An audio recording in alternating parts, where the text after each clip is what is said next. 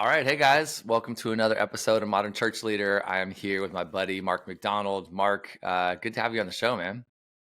Hey, it's really always good to talk to you, and they don't get to like participate in what we just did because we just bantered back and forth about all kinds of different topics. Yeah, like I can't help myself from asking about AI for anybody I talk to right now. So, it's just I kind of need to see what people are thinking and doing, and it's a fascinating world. So that's the pre-show.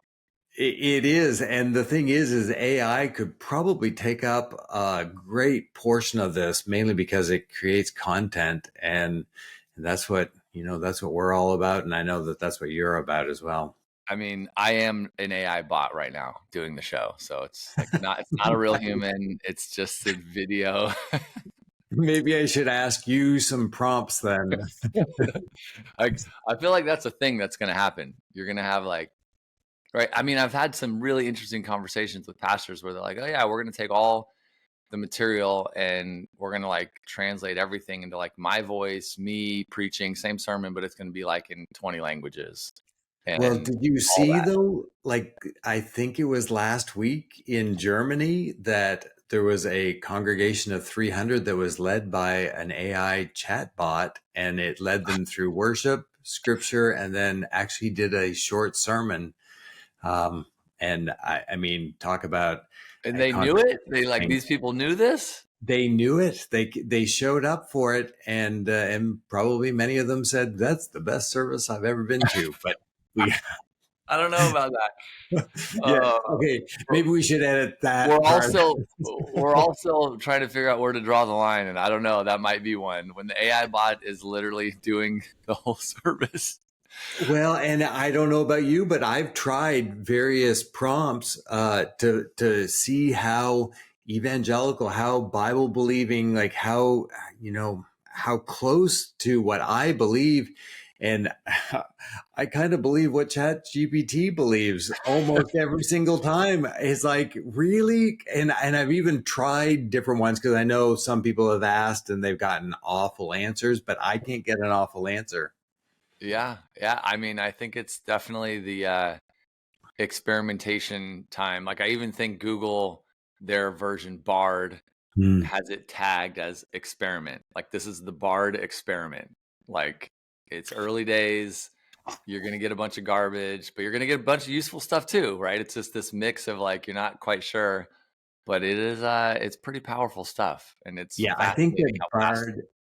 Bard added that after the big international launch of Bard, and it Yeah. actually spit out some information that wasn't quite exactly right on Yes. accuracy. Like, look, Google wants to be known for something, okay? And it's not inaccurate information. So they're being very careful to I not. know. So call it an experiment, and they're good now. Yeah, and then you wonder if a church relied on a chat bot to actually deliver a sermon, was there somebody there to just double check along the way and then at the end say, okay, well, there's a couple of things we need to correct. Who knows? Keep the humans in the building. So Exact. you're a church comms guy. You've been around for a while doing this. You wrote a book. It's behind you. Look at that. Be known for something. Oh, and on the desk. It's everywhere. And I that's the revised, that's the post-COVID edition. So that's the revised, updated version. Now you're going to need to start the next one. It's going to be called the AI edition. yeah. So just start I'll get writing. I'll get Bard to write that book Write for it. me. Absolutely. But so tell us, where does be known for something come from? Like what's the core of what that's all about for you and your help with churches and ministries? Oh, it all started, 30 some years ago when I was working for a big agency in Canada. I was senior creative director working with $1 million projects. And what I realized along the way, I'm a graphic designer by trade. So, that's what my degree's about. And the more I moved my way up into the ladder of the agency world, the more I realized it really isn't about getting everything right in the design, but it's really just how can you be helpful and how do you become known for it? So if you know a group of people who have, a need in their life. We always talk about needs, concerns, and goals. So it's like whether it's a need or a concern that needs a solution, or a goal that somebody just needs, come alongside of me, the way there and help me get there. So if you can become known for a solution to a need or concern or a goal, then you can be known for something that's relevant and needed. And oftentimes, in the church world, um, oftentimes we look up and we wonder, if is anybody paying attention to the church anymore? And I think that we need to somewhat gravitate towards, okay, so if you're trying to be known for too many things, you'll really be known for nothing. Right. And that's where the church finds itself oftentimes, and gets to a point where, maybe we should just start calming some messaging that's happening in the church. Yeah. I mean, I think about like the local church. Just, I mean, how do local churches get known for something? Because, there's big mega churches and there's big denominations and there's like, there's lots of big things, but like the local church, like, I don't know, there's 320,000 of them, 300,000, there's a lot of them. And, what have you seen or what have you done or how have you helped churches that are, that local church, they're 200 members, 300 members, 400 members, serving their community. Like, how do they get known for something? Like, Well, like, to walk us through your process for helping a church kind of get to the other side. sure. And I mean, we have a process that thousands of churches are using. And I mean, it's spelled out in the book. And ultimately, what it comes down to is effective communication. If you want to communicate with someone, it rises and falls on how well you know your audience. So if you know who your audience is, uh, to a point that you actually do know what their biggest concerns and needs and goals are, then you can actually uh, get their attention by being a pain expert. Mhm. So you become a pain expert, and that's therein lies where authenticity with the church. we we're all inflicted with this sin nature that everybody in our community is too. So if we can authentically say, you know what, I've been ravaged by sin, or I have, I tend to go back to my sin nature, but here's how I've created a solution. If you can become that pain expert to the point that you can get their attention and then Mhm. suggest a solution, that's where the money is. Because the thing is that you want to get people to look up. And right now the church, I mean, there's so much church apathy in the community today, where people drive by churches every day and they have Yeah. no concept at all of what happens in that church. Yeah. I would probably most of them. Like, like there's a lot of churches in the area. I live in Southern California. I mean, I drive by churches all the time. Um, Well, I think yeah. that, you can drive by a Costco, and if you've never had a Costco membership, you don't pay attention to anything that happens at Costco. It's like you look in and it's, wow, there seems to be a lot of people in there. What's in there? Costco. Oh, okay. And then you just ignore it all. And then if someone tries to explain it to you, it's like, yeah, so you can go there and buy something and pay money so that you don't have to pay so much for your individual. It's like, like the concept, it just doesn't, for a lot of people, it's like, just doesn't make sense. But people drive by our churches every day and it just doesn't make sense. Because, I talk to a lot of people on flights and in the community, and do focus groups for churches, and people like incredulously say, so you go to church every week, like every Sunday? And there are Mhm. people who, the you ask, yeah, oh yeah, I attend church, but they would never think about going every Sunday. Right. And so more and more people are just losing the relevancy of, why do I go to church? and the church has got to figure out where do we draw the line so that we actually start telling people why they need to go to church and what they're going to receive when they come to church. And then in with that controlled language, what you end up doing is if someone doesn't experience your church on a weekly basis, they say, I'm missing that in my life. Mm-hmm. And getting back to the person who's driving by your church all the time, uh, you know, the humorous, pithy statements that are put out on church signs Yeah. is not a good reason to go to church. The church sign, man. That's a classic. Just got to keep using them. I still see Who it.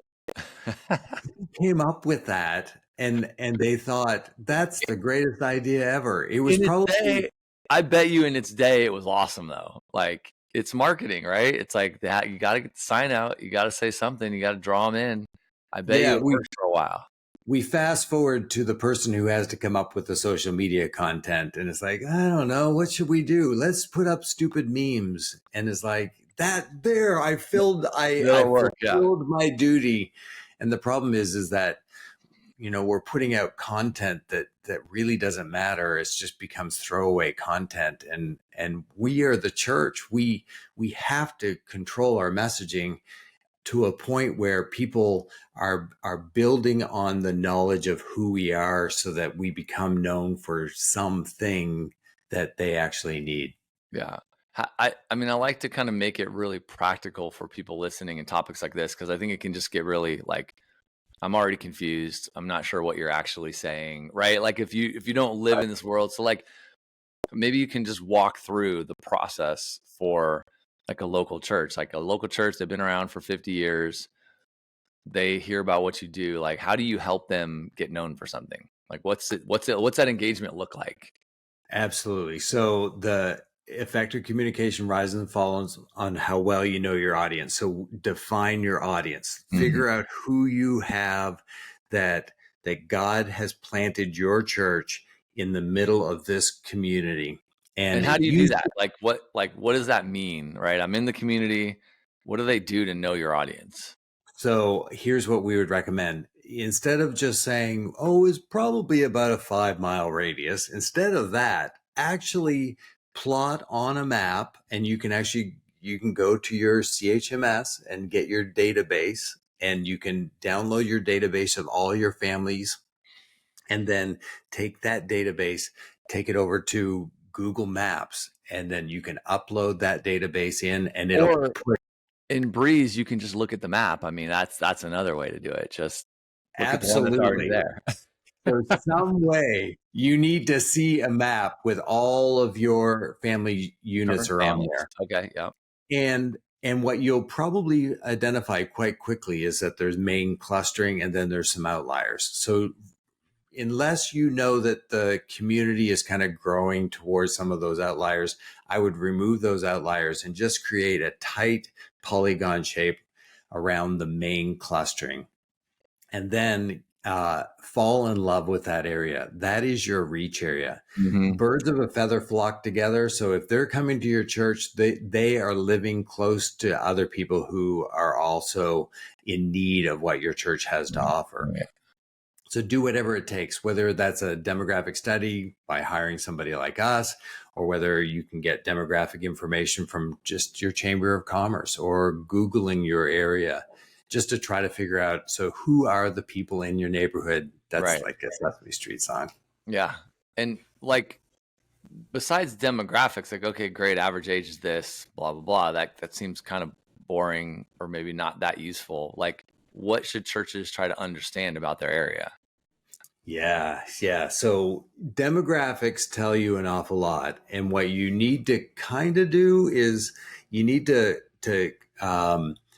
realize, so what is a large group in our area that have similar psychographics as well. So sometimes demographics help you understand the psychographic, but other times, like the demographic studies that we do, it gets into, so what are their biggest needs, what are the concerns that they have in their community, and and it's crazy, but most times you won't get, the spiritual is not very high on the list. Mm-hmm. And that's where, Jesus did it really well. The woman at the well walked up to him and wouldn't engage with him. Like, why would she at that Right. time? But instead, Jesus could have talked to her about anything. And, a lot of pastors would say, well, he should have preached the gospel to her.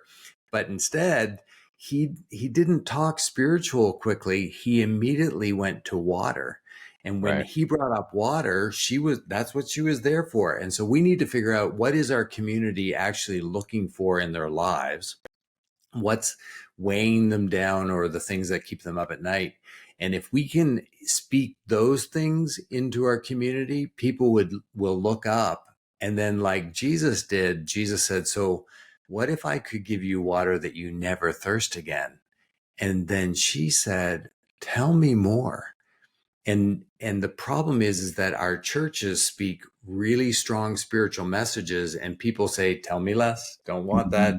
that, not interested in that. Instead, tell them something that they're actually looking for, that's a solution to a need or concern, or a path Right. to a goal. And then have them say, okay, I didn't expect to get that from a church, but that's what I need. Right. Right. So you figure out kind of your area, your people are at, then you figure out like how to, what's the area really need? Like, what are some of the things, like, again, I'm trying to think really practically, like, what do you figure out? Like, oh, my area is big. Like where I live, from living here, I know there's a big sort of people move into this particular area for the schools and the sports, right? Like, I'm sure there's other reasons too, but I know that for sure is a big reason. Like, this area attracts young families that want their kids to be in the school system, and sports kind of comes next and that kind of stuff. So if you're a church, and you kind of know that, you could think along those lines. Like, what other things do you learn from these studies that, churches go, oh, I should really, like, this is my people, this is my audience. How do I go find them? Where do I hang out with them? What does that look like? Well, exactly. So it's called a persona group, or a persona, depending on how you say it. But you need to stereotypically describe the group of people that is enough in your community, that is hopefully a growing group. But then you also want to compare it to make sure that you have some people like that in your church, Already because there in the building. Yeah. yeah, but because you built your polygon shape based upon the families from your church, they're in that group. So oftentimes, what we hear from pastors is, "Oh yeah, Frank from so and so, and then like all the leadership goes, yeah, yeah, that's who we're talking to. That's the group that's represented by the persona." And then try to describe them in a story fashion. Mm-hmm. Uh, what are they typically like? Are they defined by their kids? Are they defined by their occupation? Are they defined by where they live? I know that we just worked with one church who the highway was kind of the marker. They were close to the highway, Yeah. and on the other side of the highway, it was in Florida, was closer to the beach. So only certain people could ever live on that side of the highway. So what they defined their group as was the people who wanted to live on the other side of the highway. Yeah. But they couldn't afford over there. So they built over here. Right. So in their life, they're trying to become upwardly mobile. So how do we get better at life? And if you can start talking about it in a story fashion, then you can start saying, so what do we have that would be a solution that they might say, that's interesting, tell me a little bit more about that. Mm-hmm. But because we're the church, we don't want to just help them on that level, on the Right. temporal level. Instead, we want to connect that temporal level engagement where they say, tell me a little bit more, to the scarlet thread of Jesus Christ that's Right. drizzled from Genesis to Revelation. Right. Right. Yeah. I love that. Okay. What's next? You gave us, I think, step one, maybe two. Yeah, that's step one. All step one. Yeah. Just figure out who you have to deal with. So it's like, who has God placed in front of you? How would you describe them? That's your persona. Then the next thing is, so based upon what you have currently in your church, what are some of the ministries that you're doing that could come alongside of them, and they probably need them already? Hmm. And oftentimes you just have to look, and I mean, we tend to vote by our attendance. Mm. So the things that are really taking off in your church, those are things that you need to start thinking. So that's what's being successful in our community. What can we create? How can we create a thread, that 1 3 to 5 word statement that starts defining that area? Yeah. It's kind of like thinking about, everyone always says, stay in your lane. So oftentimes the church has no idea what their lane is. And so when you're trying to stay in that lane, how do you define that lane? That's called a brand positioning statement. We call it the thread. We help churches discover that thread. Um, Basically, what you're trying to say is, if all of the churches in your area were lined up on one street and somebody across the street woke up and said, you know what, I think I probably need something from a church, and they look across the street, how would they choose what church to go to? And a pastor usually says, well, fortunately, we're not all on one street, but we are all on one street. We're all on Google Street, Right. because the people in your community, if they're getting to a point where they want a church or they want something to help them in life, we all go to Google. Right. And if they're looking for a church in your community, all of those churches get lined up on that first page. And you have a very few amount of characters that you've got to tell people why you're different from everybody Right. else. Yeah. And it's really about what you concentrate on. And that's all based upon the persona. What are some example, like, can you give me 3 examples of like different types of churches and what they focus on Oh my that you've goodness. seen, right? Like, I'm sure you've seen a zillion, but I'm just trying to kind of, okay, yeah, there could be 3 on the street all on Google. Like, okay, like how do I know? See, and I'm going to have to actually call up on my website, just because if you go to beknownforSomething.com/portfolio, you can actually see all of the ones, well, not all of them, a lot of the ones that we've done. Yeah, And we put, it's we great. put full case studies there. Let me just grab one here. Oh, okay. So there was, a more progressive church who took a look and said, so how can we become known for something totally different? And when we started discussing it, the whole idea of free to wonder came up. And so that the ability, you can come here and we want you to wonder out loud. And the moment that we started talking about that, there was a large group of people Mhm. in the leadership, and they were like, oh my goodness, we just want the community to come and ask. Like, because oftentimes the perception of what the church is that it's heavy handed, and we only believe these things. And they all think somebody probably came up with those things, but Mhm. instead, if they would just ask the questions and ask out loud, then we can show them in scripture how, here's the reason why we believe scripture, and then here's what scripture believes. So free to wonder was a great thread that a church that we worked with came up with.